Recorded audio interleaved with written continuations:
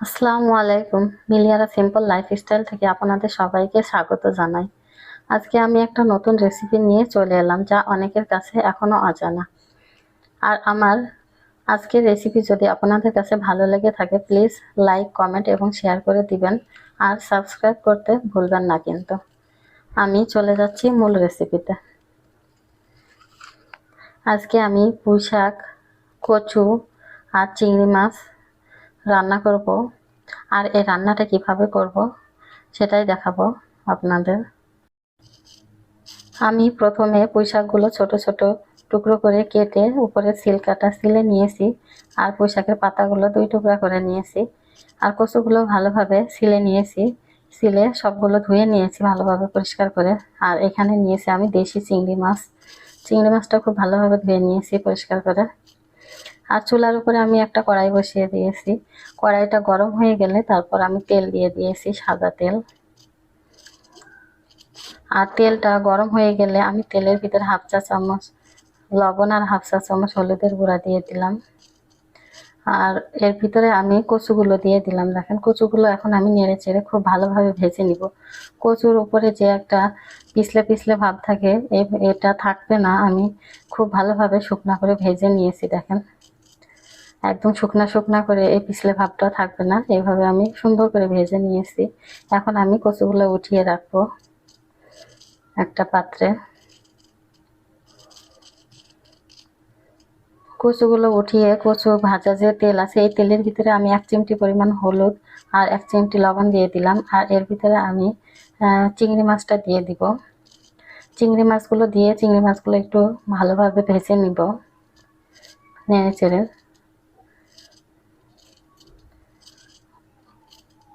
আর চিংড়ি মাছটা দেখেন আমি খুব ভালোভাবে ভেজে নিয়েছি। এখন আমি চিংড়ি মাছগুলো উঠিয়ে রাখবো কচুর সাথে একসঙ্গে।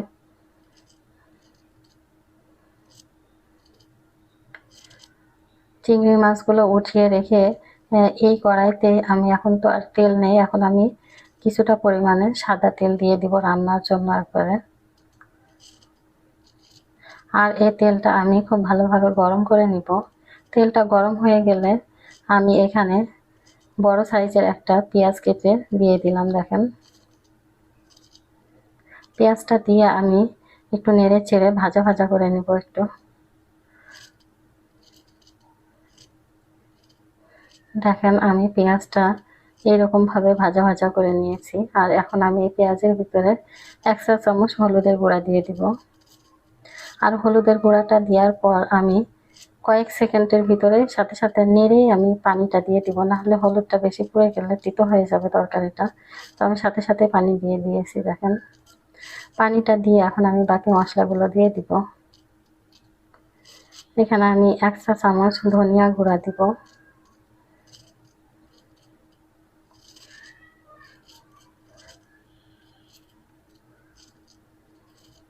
আর 1 চা চামচ লবণ দিয়ে দিলাম।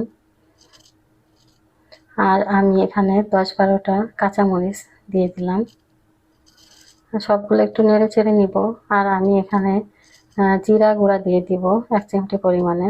আমি ভাজা জিরা গুঁড়াটা দিয়েছি। দেখেন, আপনারা চাইলে শুকনা কাঁচা জিরা গুঁড়াটাও দিতে পারেন, আবার কাঁচা জিরাটা বেটেও দিতে পারেন। আমার কাছে বাসাতে ভাজা জিরা গুঁড়া ছিল, সেটাই দিয়ে দিয়েছি। আর আমি মশলাটা খুব ভালোভাবে কষিয়ে নিয়েছি। দেখেন, কষানো হয়ে গেলে আমি এখানে আর একটু পানি দিয়ে দিব। আপনারা চাইলে এখানে আদা রসুন 1 চা চামচ করে ব্যবহার করতে পারেন। আমি কোনো আদা রসুন ব্যবহার করিনি, এমনি রান্না করেছি। এভাবে এমনিতে রান্না করলে অনেক মজা হয় খেতে। তো আমি মশলাটা কষানোর পর পানি দেওয়ার পর এখন আমি এই মশলার পানির ভিতরে কচু আর চিংড়ি মাছটা দিয়ে দিলাম। এখন কচু চিংড়ি মাছটা দিয়ে একটু নেড়ে চেড়ে আমি সাথে সাথে এই পুঁই শাকগুলো দিয়ে দিব। দেখেন, আমি সব পুঁই শাকগুলো দিয়ে দিলাম। আর এখন পুঁই শাকগুলো দিয়ে একটু নেড়ে চেড়ে নিব ভালোভাবে।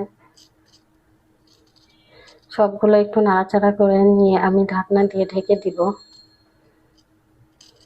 আর আমি ঢাকনা দিয়ে ঢেকে মাত্র 2 মিনিট পরে আমি ঢাকনাটা উঠিয়ে নিব, কারণ মশলাটা আগে থেকে আমি ভালোভাবে কষিয়ে নিয়েছিলাম, এখানে খুব বেশি আমি কষাইনি।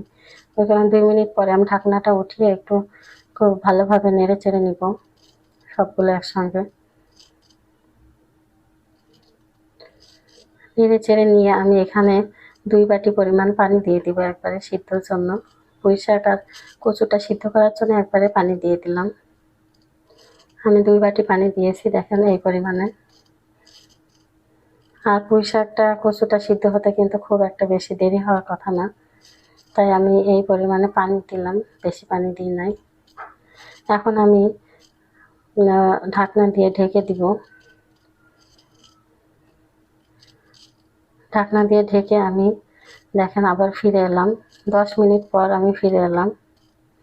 10 মিনিটে কিন্তু আমার সব কচু পুঁই শাক সবগুলো কিন্তু খুব ভালোভাবে সিদ্ধ হয়ে গেছে। দেখেন আমি কিন্তু ঢাকনা দিয়ে ঢেকে রেখেছিলাম 10 মিনিট, কারণ পানি ছিল। আপনারা চাইলে একবার নেড়ে দিতে পারেন, নিচে যেন লেগে না যায়। আমি মাঝখানে অফ ক্যামেরা একবার নেড়ে দিয়েছিলাম। আর আমি এইভাবে ঠিক ঘড়ি দেখে 10 মিনিট রান্না করে নিয়েছি। আর কচুটা খুবই ভালোভাবে সিদ্ধ হয়ে গেছে, দেখেন একদম মোমের মতো গলে যাচ্ছে নাড়া দিলেই। আর পুঁই শাকটাও খুব ভালোভাবে সিদ্ধ হয়ে গেছে। পুঁই শাকের আপনি এক টুকরো নিয়ে খুন্তি দিয়ে চেপে দেখতে পারেন সিদ্ধ হয়েছে কিনা। আর আমার পুঁই শাকটাও কিন্তু খুব ভালোভাবে সিদ্ধ হয়ে গেছে। আর কচুটা গলে গিয়েছে একবারে। 10 মিনিট লাগছে সিদ্ধ হতে।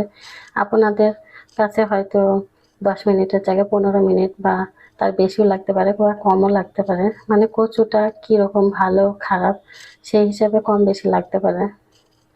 তো আপনারা এভাবে রান্না করে নিতে পারেন। আর খুব একটা কিন্তু বেশি সময়ও লাগে না এই রান্নাটা করতে, কারণ কচু পুঁই শাক সিদ্ধ হতে অত বেশি সময় লাগে না। আমার রান্নাটা খুব ভালোভাবে হয়ে গেছে দেখেন। আর আমি লাস্টে জিরা গুঁড়া ছিটিয়ে দিয়েছি 1 চা চামচ পরিমাণে, 1 চা চামচের একটু কম দিয়েছি। রান্নাটা হয়ে গেছে। আর আপনাদের কাছে যদি ভিডিওটি ভালো লেগে থাকে প্লিজ একটা লাইক দিয়ে দিবেন আর চ্যানেলটি সাবস্ক্রাইব করে দেবেন। সবাই ভালো থাকবেন। আসসালামু আলাইকুম ওয়া রাহমাতুল্লাহ।